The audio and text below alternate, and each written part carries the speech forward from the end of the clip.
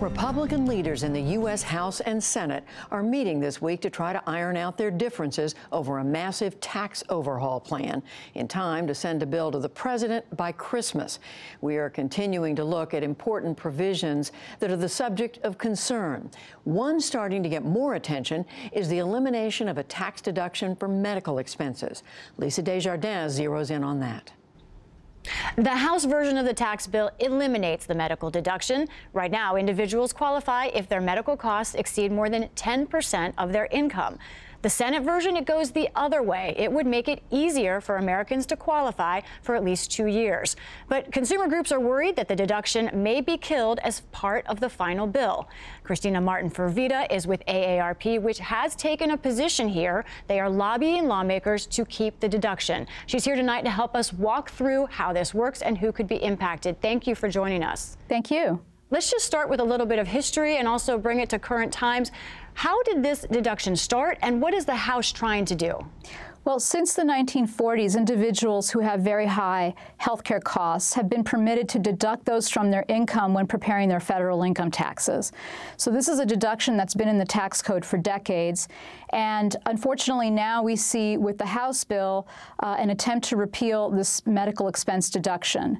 And that is something that, of course, will affect many, many tax filers. 8.8 million tax filers take the deduction annually. You know, last week we sent out a call online to everyone reading our website. We wanted their questions on this tax bill. And Christina, we got a lot of questions on this particular issue. We're going to talk about other questions later this week, but I want to highlight two of these emails that we received. First, from Elizabeth Gross in Bellingham, Washington. She wrote, "My husband and I are both in our 70s and living on a fixed income. He has Alzheimer's disease and now needs skilled nursing care. If this deduction goes away," she wrote, "I will need to sell my house to pay for his medical expenses." We also got this from Lawrence Bardoff in San Francisco. He wrote simply, "How will the loss of medical deduction affect seniors on limited budgets with medical conditions?" And I think that's the question here. Do we know how this will affect people? Obviously, there are some people worried about losing everything because of this change. Sure. So this is a concern we're also hearing from many of our members. Something to bear in mind about the medical expense deduction is that it is available for anyone at any age, but overwhelmingly older Americans claim this deduction because, unfortunately, as we age, our health care costs do go up. We have heard from many of our own members who have shared similar stories about what it will mean to lose this deduction. For most people we have heard from, they have said it will raise the cost of their health care because they will lose the tax benefit associated with the deduction, and it will make them go through their life savings much more quickly as they meet those high health care costs in older age. Do you have a sense of what the average kind of deduction is for this right now? It depends. It depends on the expenses that an individual has, and it depends on your income. So it's very hard to pin down an average. Of course, you're only permitted to take it if your expenses exceed currently 10% of your income. So it varies both by the amount that you make each year and the amount you spend. You mentioned that many seniors and others are worried about running through what savings they have if they lose this deduction.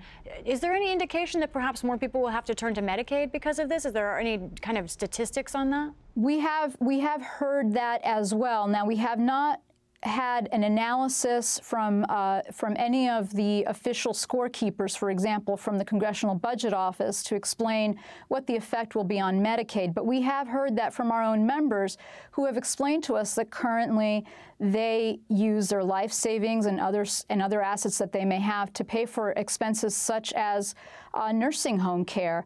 And if they lose this deduction, they will run through their savings much more quickly, and they will end up having depleted their assets and having to turn to Medicaid to meet more of their health care expenses. We do know that the majority of people who takes this deduction right now are earning under $75,000. And also, speaking to the House Ways and Means Committee, I know the chairman has said that he wants to put this on the table during negotiations, see if there's a way to find a middle ground here. But Republicans overall, Christina, say that this is in the name of spreading out sort of tax benefits so that take away these deductions and more people get a tax cut. Do they have a point there? Well, we have been telling policymakers what you just noted. This is a middle income deduction. close to 70% of the individuals who claim it have income under $75,000. By comparison, only 35% of individuals who claim the mortgage interest deduction or the charitable deduction have incomes of under $75,000. So I think an important thing to bear in mind is, as we look for ways to simplify the tax code, we also want to be fair in the way that we do that. And it's unfair to tell people who are sick through no choice of their own that their taxes may go up. Okay. Christina Martin for Vita of AARP, thank you for joining us. Thank you.